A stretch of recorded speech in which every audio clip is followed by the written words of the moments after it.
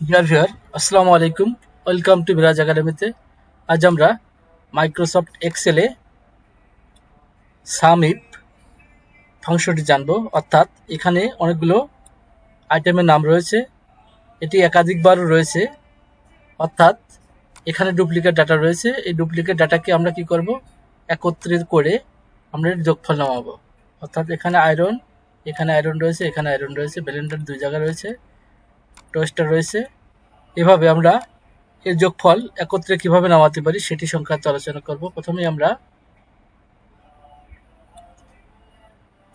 এই আইটেমকে কপি করে এখানে নিয়ে আসব। এখন ডুপ্লিকেট ডাটা আমরা কি করব, রিমুভ করব। ডুপ্লিকেট ডাটা রিমুভ করতে ডাটাতে যাব, অর্থাৎ রিমুভ ডুপ্লিকেট নামে অপশন দেখতে পাবেন, এটিকে ক্লিক করব।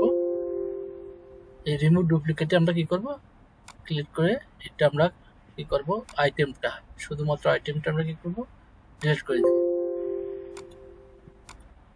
এখন আয়রন কয় টাকার আছে, কফি কয় টাকা রয়েছে, টোস্টার কয় টাকা রয়েছে, এগুলো আলাদা আমরা কি করব, এর ফলাফলটা নিয়ে আসবো।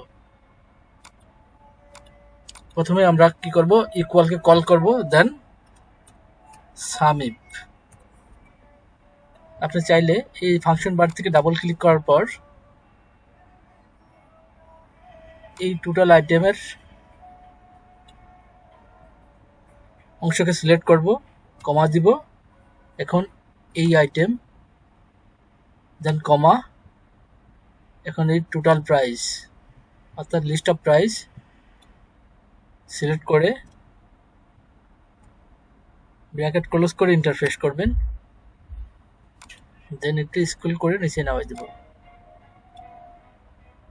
এখন টোটাল অংশের কিন্তু যোগফলটা চলে আসবে, অর্থাৎ ব্লেন্ডার টোটাল ছিল যে ৭০ টাকা আর ১৫০ টাকা, সব মিলে ২০০ টাকা। আয়রন ৭০০ টাকা, অর্থাৎ এখানে যে আয়রন রয়েছে এই টোটাল আয়রন যদি আমরা যোগ করি তাহলে এর যোগফলটা কিন্তু এই ৭০০ টাকা হবে।